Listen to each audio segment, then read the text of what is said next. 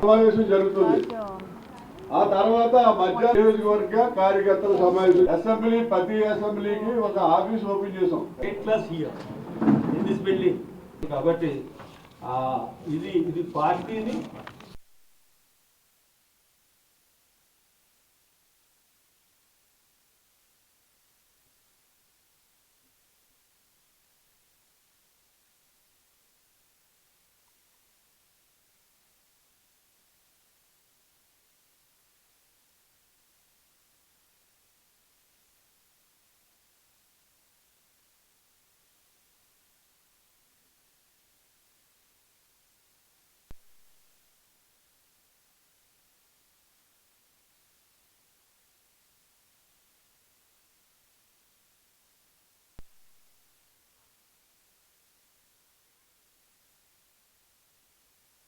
अभियान में सभी लोगों को जोड़ेंगे और इससे यही होगा कि कांग्रेस का जो आइडियोलॉजी है, कांग्रेस का जो विचारधारा है, जो सोच है, वो घर घर तक पहुंचेगा।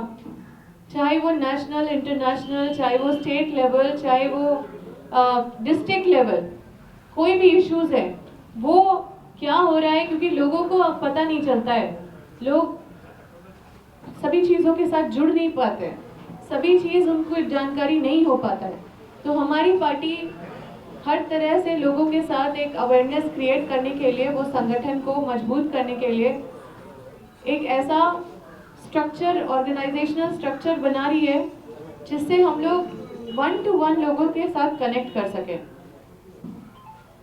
और मुझे बहुत खुशी हुआ कि मुझे आंध्र प्रदेश आने का सौभाग्य मिला।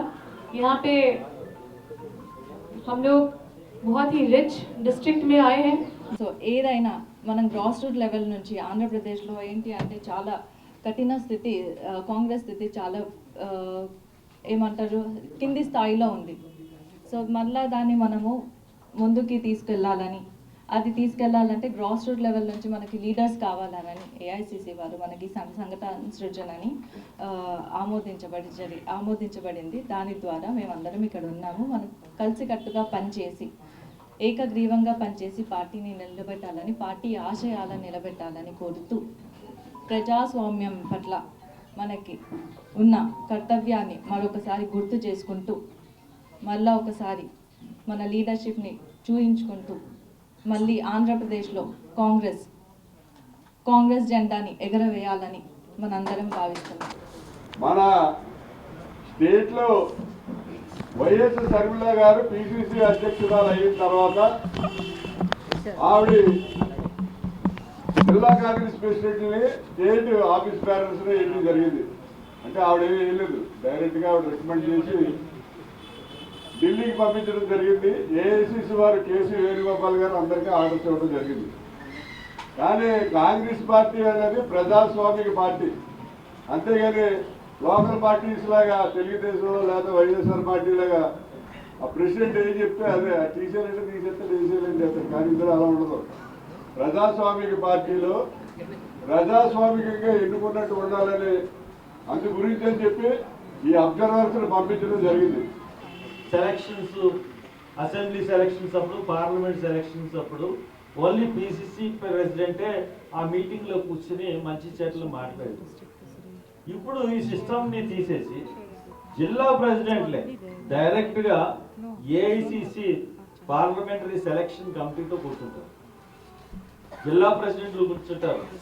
అంటే పిసిసి ప్రెసిడెంట్తో పాటు ప్రతి జిల్లా ప్రెసిడెంట్ ఆ సెలక్షన్ కమిటీలో కూర్చుంటారు. వాళ్ళ అభిప్రాయాలు చెప్తారు జిల్లా ప్రెసిడెంట్.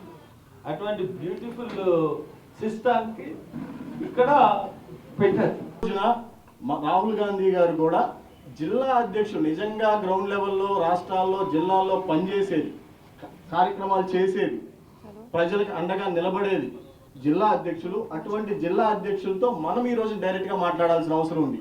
ఒక పిసిసి అధ్యక్షులతోనో లేకపోతే పిసిసి అధ్యక్షుల పైన ఉన్నటువంటి అధికారులతోనో మాట్లాడేసేసి ఎమ్మెల్యేలతో, ఎంపీలతో మాట్లాడేసేసి మనం నిర్ణయాలు తీసుకుంటే కరెక్ట్గా నిజమైనటువంటి కార్యకర్తకి అండగా నిలబడలేకపోతున్నాము, వాళ్ళకి నిజమైనటువంటి పదవి ఇవ్వలేకపోతున్నాము, వాళ్ళకి నిజమైన గౌరవం పార్టీ ఇవ్వలేకపోతుందని భావించి ఈ యొక్క కార్యక్రమం నూతనంగా ఎవరో కూడా ఆలోచన చేయనటువంటి విధానం